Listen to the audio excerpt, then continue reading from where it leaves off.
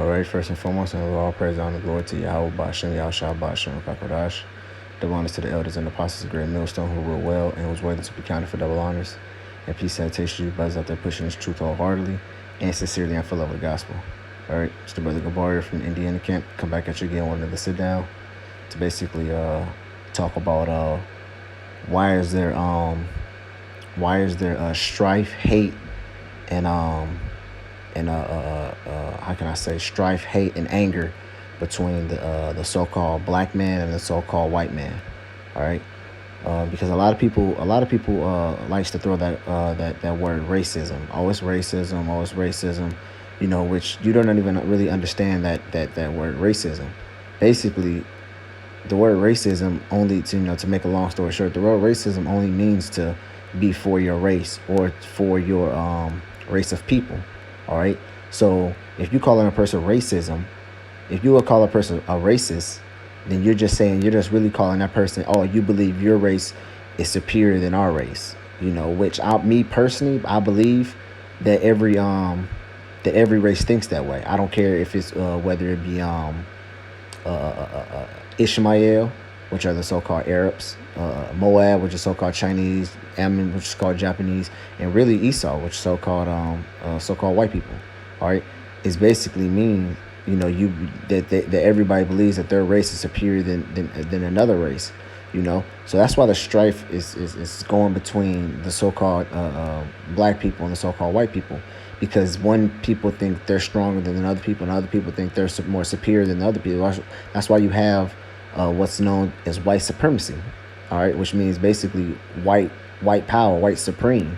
You know, so now people will say, oh, that's racist. You know, that's not true. That's not. But the thing about it is, the Lord set that up from the beginning. All right. The Lord is what is the true. The Lord had his hand that the so-called, the children of the so-called white man and the children of the so-called black man will hate one another, and they will always hate one another. There's no getting together. There's no peace that's never going to be between them. There's no going to hand joining hand. No matter what you do, the Lord had set a mark upon these two nations to let you know that these two nations will always hate each other. They will always be in strife. They will always bump heads, no matter what situation. They will never come together and live in peace.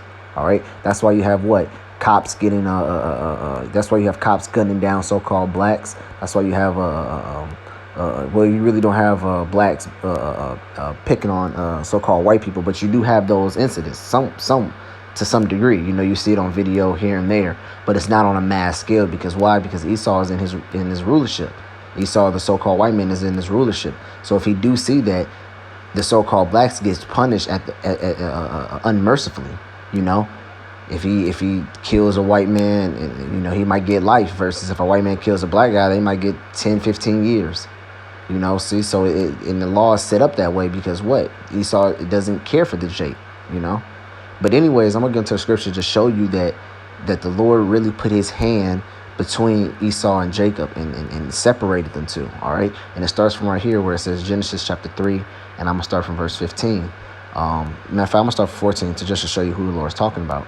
It says, and the Lord said unto the serpent, because thou hast done this, thou art cursed above all cattle and above all beasts of the field. Upon all the belly shall thy go, and dust shall thy eat all the day of thy life. See, so basically, and the Lord's talking to Esau. He's talking to the physical counterpart of Esau right now. Before he became Esau, he was the serpent in the garden. All right. If you can receive it, cool. If you can't, oh well. It says, and I will put enmity between thee and the woman. All right.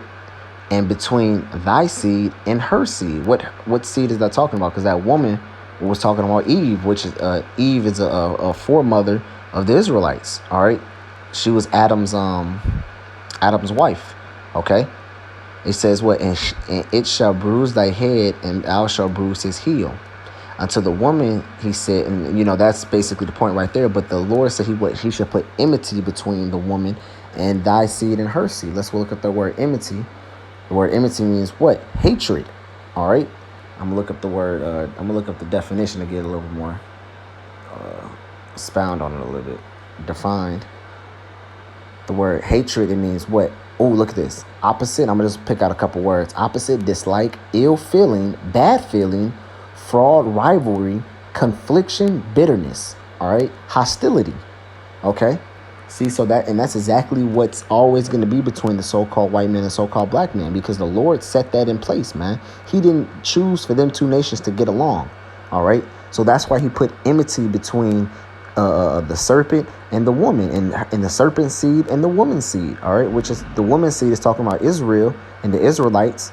All right, which consists of the so-called Negroes, the so-called Latinos, and the so-called Native Americans, man. Which, if you think about it, the so-called white man oppresses them three nations, them three people the most, man. You see what? You see so-called Negroes getting gunned down in the street by policemen, getting beat, getting prosecuted to the law to the fullest degree. And you see what? Latinos, they getting pushed out, they get deported, they get pushed back to their land, you know, which is impoverished. You know, they get thrown in jails. They get separated from their family. You know, they get called spits, wetbacks. They get pushed out, not wanted. You know, and you see Native Americans, what they get everything the so-called white man gives to them. He just turns around and takes it back from them, puts them on reservations, which is AKA the ghetto. You know, puts them on reservations, gives them messed up water, messed up food, and maybe he'll give them so-called a little bit of benefits, which as far as you don't have to pay land taxes. But shit, you make it away from them. For them, people can't even come up. You know, they're pushed right up. They're pushed right in right there where the Negroes and Latinos at, man. You know. So and then you look at it like, man, these three nations are constantly being oppressed by the so-called white man, man. There's no other nation that's being oppressed, man. You see the so-called Chinese and Japanese thriving over here, man. The so-called Arab man comes over and set up businesses and gas stations and chicken joints and everything, man. You don't see and if you do see Latinos setting up Mexican joints, they help each other out, man. You know. But still, you don't see it thriving and blossoming them on, man. You might see one Latino joint here and there. You might see a couple grocery stores here and there, but they're not really thriving like that, man. You know, they still struggle. See, look how much they got to work, man, and they're making just enough to get by, man. You know. But that's that hell. That's that enmity. That's that hatred. That opposite between the serpent and his seed, which is will later on be called the Edomites, and the woman and her seed, which will later be called the Israelites, man. All right, now let's go ahead and jump to Genesis 25. I don't know why I wrote 24.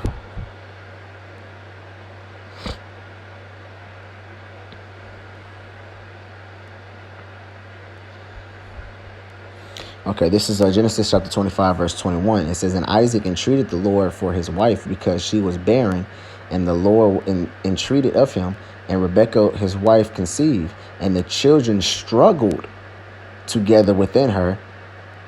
She said, if it be so, why am I thus?" Basically saying, if I'm supposed to be pregnant and I'm supposed to have these babies, why does it feel like I'm finna have a miscarriage? Because the babies inside of her was wrestling. They were already fighting. That's the enmity already taking itself manifest, man. You know, the kids are fighting inside the woman's womb, you know, struggling together, already getting at it, you know, inside the woman's womb. All right. It says, and the Lord, it says, why am I thus?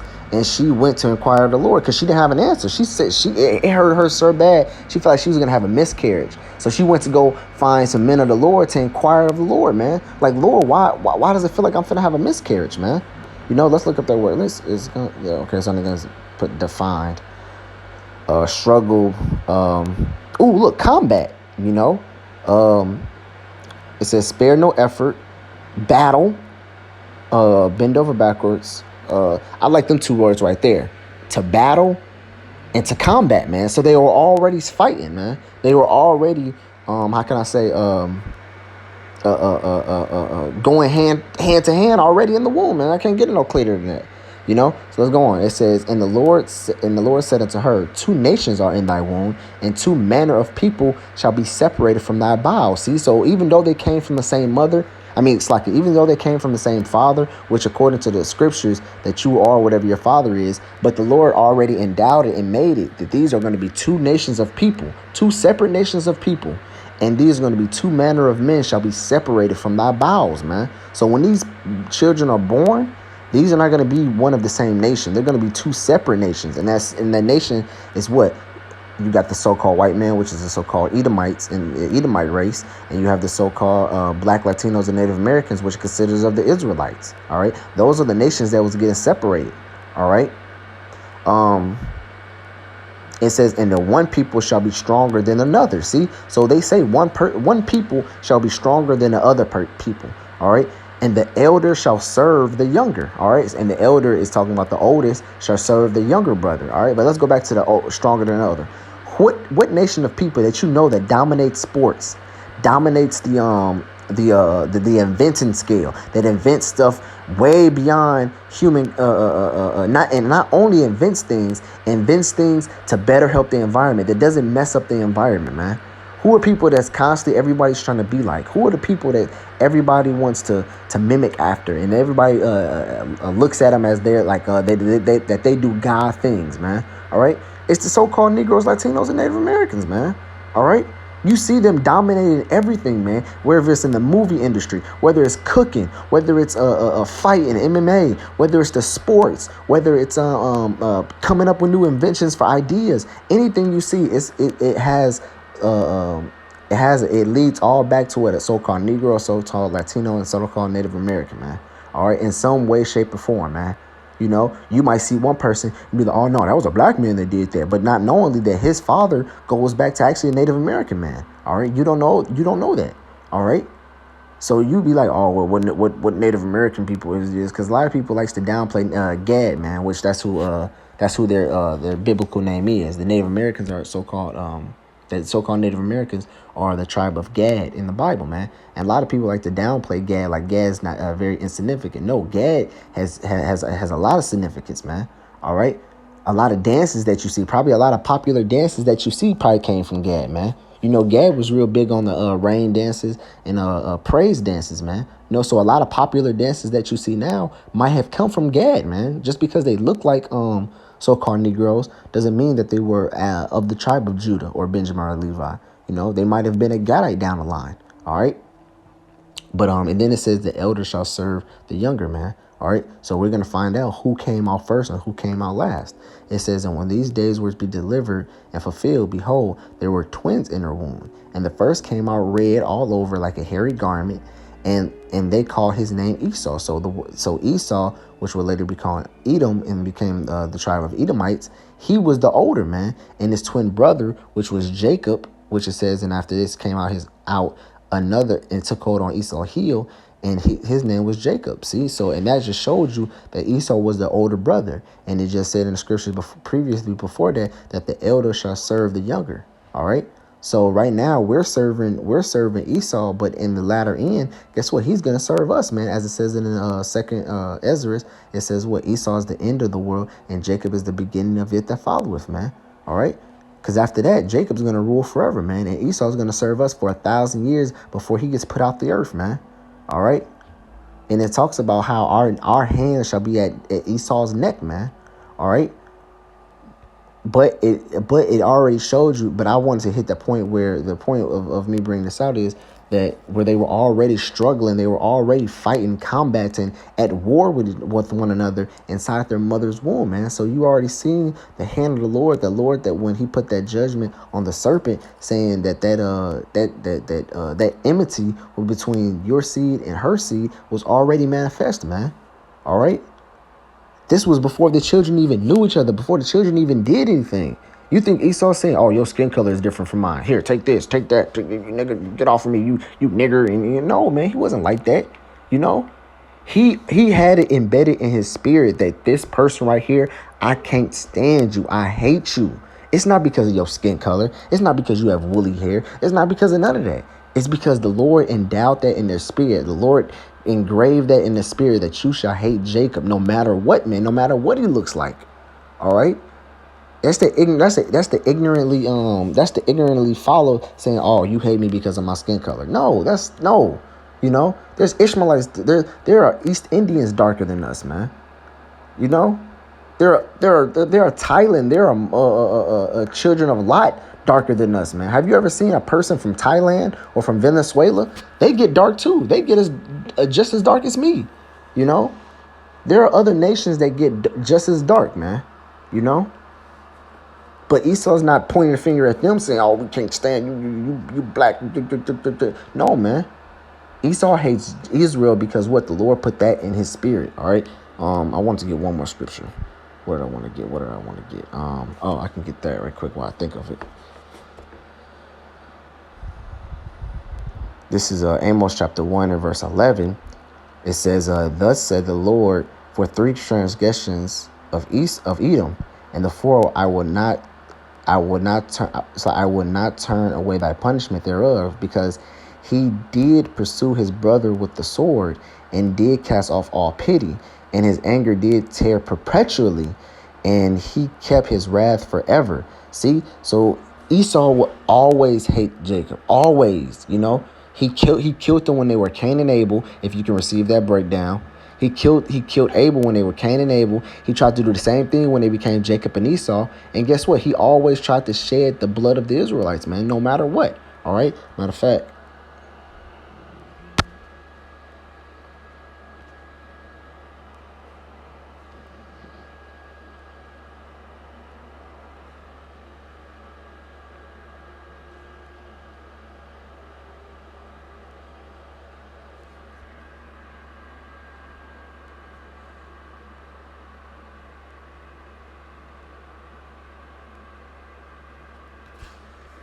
So I can bear with me for a minute.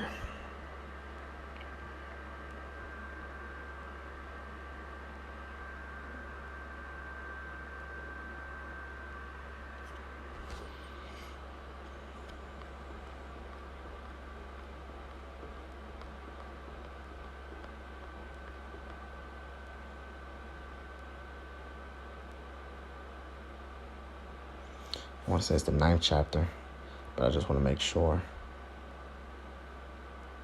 It is a 9th chapter, 9 and 11. This is Romans chapter 9, verse 11. It says, "For the children," let me go up a little bit more. I'm gonna start from 9.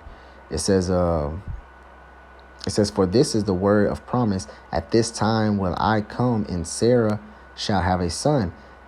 And not only this, but when Rebekah also have conceived by one, even by our father Isaac, for the children being not yet born, neither have done any good or evil, that the purpose of Yahweh according to the election might stand, not of works, but of him that calleth." It says it. It says, "It was said unto her that the elder shall serve the younger, as it is written, Jacob have I loved, but Esau have I hated." See, so right there when it said, the children have not yet had done any good or evil. So before the children even knew each other, they already were fighting one against each other. You know why is that? Because the Lord set that into motion, man.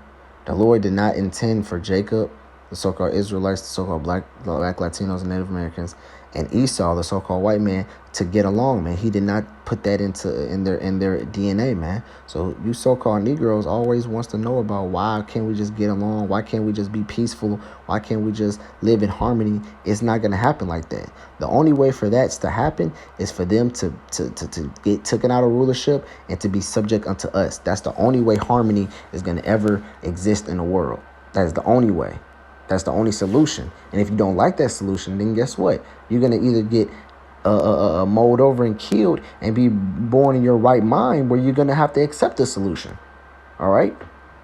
Because right now, you see what Esau is about, man. He doesn't have nowhere in his mind to make himself equal to any Israelite on this planet Earth. All right. And when I'm talking about Esau, I'm not talking about these so-called peon Edomites that you see walking up in there. I'm talking about the elite. I'm talking about the men that actually run this planet Earth behind the scenes. All right. The ones that actually eating good food, breathing clean air, drinking clean water. The ones that's actually has every single amount of money that you can possibly think of, man. Them are the ones I'm talking about. They don't look at themselves putting themselves equal to an Israelite. Not even close, man. All right. So, Lord willing, I hope this video was edifying you. I hope it opened up a lot of you people eyes, man, to show you that these so-called white men, these so-called white people are not for us, man. They're not gonna never be buddy with us. And if you do so-called have your a couple friends that, oh well, I have friends that are white, then there's either two scenarios I can think of. Either one, down the line they're an Israelite, and two that they're just putting on a facade for you. They really deeply don't really care about you. Because that's the scripture talks about that. Scripture talks about wiping away his rust, and you should see that his wickedness has not been thoroughly wiped away. They might be using you for any type of thing. Oh, you might be the only black person there, and they don't want to feel bad if everybody's not talking to you or whatever like that. So they might just be doing that to just make themselves feel better. But whatever if they are a soul, if they are a deep down Edomite, man, they do not care nothing about you. All right, that's the cold hard truth. All right, Lord willing, I hope this video was edifying for you brothers out there. I want to give all praise and glory to Yahweh, Ba'ashem Yahushua, Ba'ashem Kakadash, and double honor to the elders and apostles, great millstone. Shalom.